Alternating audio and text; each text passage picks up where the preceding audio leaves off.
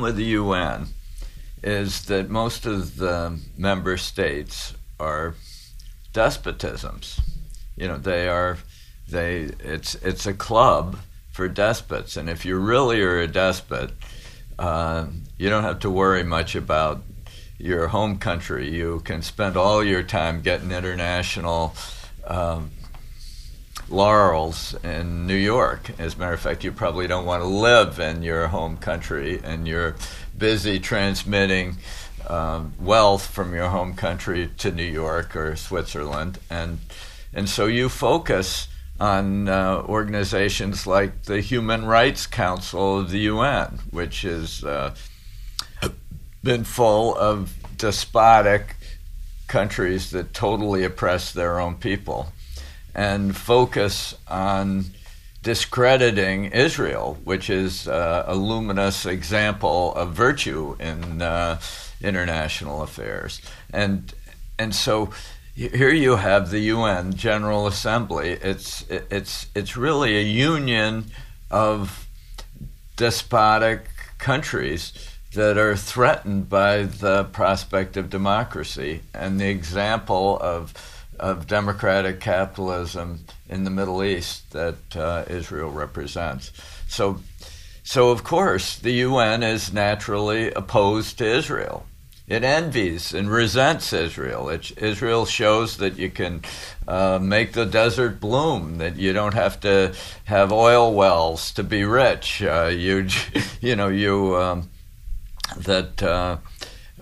you can have a free nation in a third world environment, and so they want to extinguish it. And we should understand that's what they're about. I mean, they have a lot of power. The president of the UN General Assembly gave a speech in which last year, in which he said Israel is the #1 human rights violator in the world. I mean, this guy is head of the UN General Assembly. And it's a general kind of position that they take in the UN. They believe that the worst human rights violator in the world is Israel, and this is just such complete idiocy and nonsense. It's not just nonsense; it just completely tips truth on its head. It's just that the fact that people actually pay attention to such an organization Why are they given so lunatic. Much power, do you think? We give them money. I mean, the U.S. funds the United Nations. We fund this guild of enemies of capitalism and freedom. That's what the United Nations is. Because it's the General Assembly. The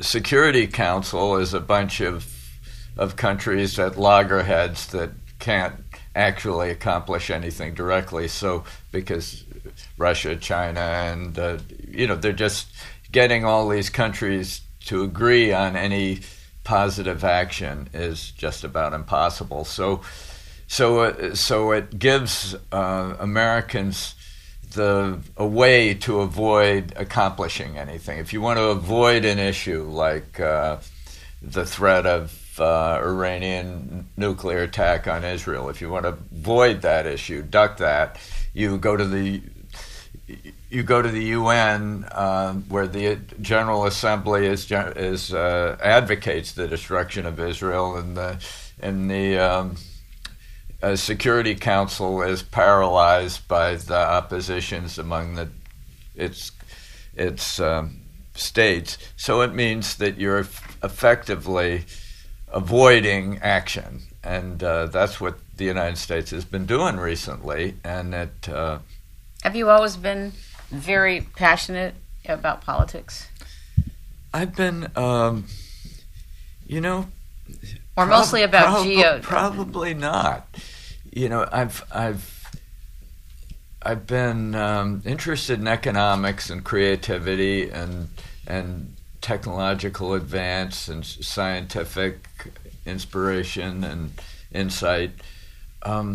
Politics hasn't really engaged me. As here I am, 70 years old, and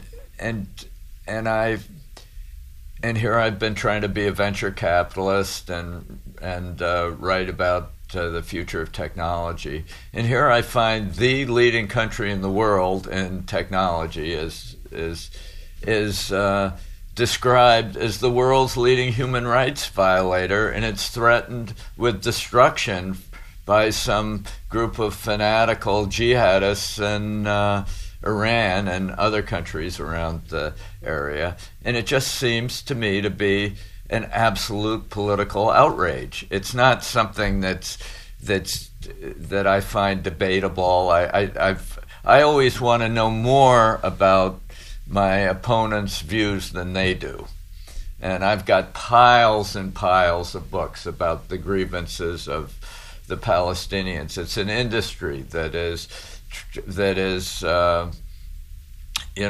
dominates many American universities' history or international relations departments, generate just piles of nonsense about Palestinian grievances and displacement, and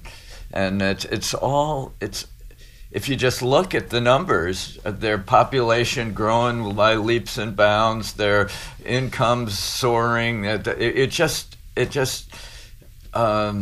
to the extent that they're willing to collaborate with Israel. Of course, when they launch an intifada and suicide bombings and cafes and buses, then their economy stops growing, which shouldn't take a UN commission to predict. Do you think that it's possible in your lifetime and my lifetime to see any type of peaceful cooperation in Israel? Yes. It depends on getting the politicians out of the way. The politicians over there actually have the view of a separate state that has no relations, no trade, no mutual cooperation or enterprise with this fount of creativity in the middle of the Middle East. And you can't have an economy that doesn't trade with the economy that's directly next to it, that's isolated. I mean, it's just an absurdity. Only a politician could imagine that it could work. What has to happen is business has to prevail in the Middle East. Business interests, middle class interests, people going to work and producing things for each other. Actually many Muslim fundamentalist Muslims are very pro-business. Muslim fundamentalism to some extent arose in reaction to the secularist statist regimes of Nasser and Kemal Ataturk and the Shah and all these statist secularism and with socialist and communist inspiration, and the rise of Muslim fundamentalism in the Middle East has a natural alliance with business middle class interests, and it's these politician terrorists who make their living out of envy and hatred of capitalism that are the obstacle. So, and it was similar in Ireland.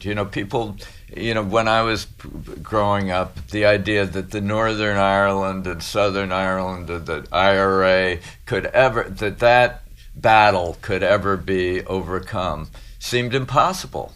This was, the Irish were Northern Ireland, and then Southern Ireland launched a major supply side program, and as a result went from being the poorest country in Europe to being the richest country in Europe. They were richer than the Northern Ireland and even Britain.